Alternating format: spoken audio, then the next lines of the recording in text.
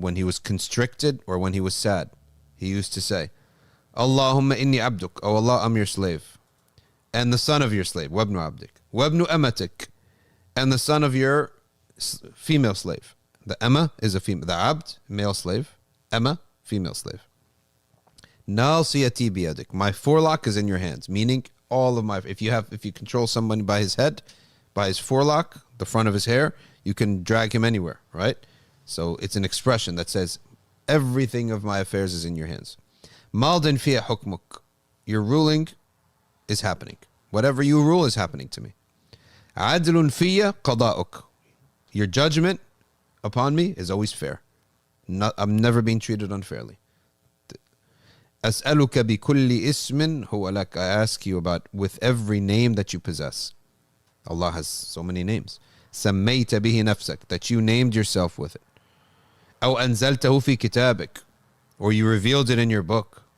أو علمته أحدا من خلقك, or you taught any of your creation this name. I ask you by all these names. أو استأثرت به في علم الغيب عندك, or a name that you possess that you kept with yourself, that was not revealed to anybody. أن تجعل القرآن ربيع قلبي, to make the Quran the spring of my hearts. وَنُورَ صَدْرِي, and the light of my chest. وَجَلَاءَ حُزْنِي, and the expeller of my sadness. وَذَهَابَ هَمِّي, and the remover of my anxieties. So the Prophet ﷺ here is teaching us turn to dua number 1, because he says here, dua al-muttar. There's so many lessons in this. He calls upon Allah that he answers the prayer of the desperate. So pray with desperation. That's number 1. Number 2, remember who's in charge of all things. Because he says here, adlun fiya qada'uk, right? Maldin fiya hukmuk. All things are not from people. Meaning, what happens from others to me. This person ghosted me. This person doesn't like me anymore. This person is not my friend. The Prophet is taking us to a higher ground. They're not doing it. It's Allah. Allah subhanahu wa ta'ala is responsible for this. If Allah is responsible for this, they're not outside of Allah's control. They are in Allah's control. If Allah is the one behind this, is he just or unjust? He's just. Therefore, this is just. What's happening to you in the big picture? Maybe this person is doing it in his mind. He's being mean to you, and he's being nasty to you, and he's being unfair to you. Yes, but in the big picture, all this is good for me. In the big picture, this is good for me, and it's just, and it's fair, okay? And we can sometimes go back to the bare bones of the Sharia. Bare bones of the Sharia says, hold on, why does he have to talk to me? By Sharia, does he have to talk to me? By Sharia, does he have to smile at me? Right? You say something? Oh yeah, so does it all go back that maybe Allah's facilitating certain people in your life? He puts people in your life, he removes people from your life for different reasons. And then through different methods. He may make someone not like you because of a misunderstanding, and all of a sudden that person's out of your life. Who cares about the reason? But they're out of your life. That's a wisdom. It's a judgment from Allah Ta'ala. You're not being wronged. So this is where Allah elevates us here with this belief. I'm not being wronged. I'm not a victim of so-and-so. No, this is the divine plan, and it's perfect. That's how we view problems. Once you view things like that, you've taken yourself out of the control of another human being. Okay? Number 3, call upon Allah by all of his names. Okay? Call upon Allah by all of his names. Someone asked, do I have to have a proof, a hadith, to call upon a different name? No. You can call upon Allah Ta'ala by any of his names at any time, at any amount. Okay? And then the fourth cure is the Quran. So this dua here gives us 4 cures. Number 1, the dua of the muttar.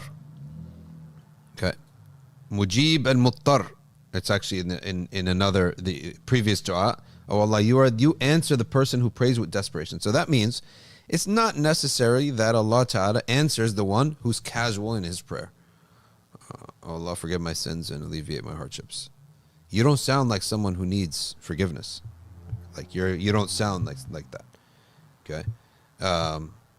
You need to ask like someone who sounds like they really need something. They need help. That's number one. Dua with ittirar. Number two, how you frame the issue. Whatever's making you sad, it's not them. It's Allah subhanahu wa ta'ala who made that happen.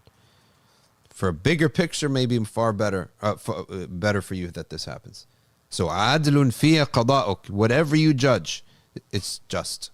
And on top of that, let's say hypothetically Allah ta'ala was to send upon you someone who hates you. Aren't you his creation? He can do what he wants with you, right? And Allah only obligated himself to do a couple things. He obligated upon himself a couple things. Number one, he obligated upon himself that anyone who suffers anything, they'll be compensated in dunya or akhirah. If they're a kafir, in the dunya. If they're a mu'min, in the dunya and or the akhirah. And anybody who does anything good, Allah has obligated himself to also compensate that person. That's number two. So if a kafir, he'll be compensated in this life. In the after, if he's a Muslim, he'll be compensated in the dunya and or the akhirah. Number three, any two people who harm each other, they have to have compensation. So if you struck somebody or you stole from somebody, there has to be compensation. Beyond that, if Allah Ta'ala wishes to surround you with enemies, he can do that, right? Because you're going to get your compensation. He doesn't have to give you, he doesn't owe you a cushy life. So we have to go to realize that everything that Allah is doing is just and fair. Calling upon the names of Allah and then the Quran. 4 cures so far that we've come upon. وأيضا اللهم إني أعوذ بك من الهم والحزن. We should seek refuge from sadness and from anxiety. Every morning when we recite Al-Wird Al-Latif. And if you don't recite that, you can go to safinasaidia.org/wird.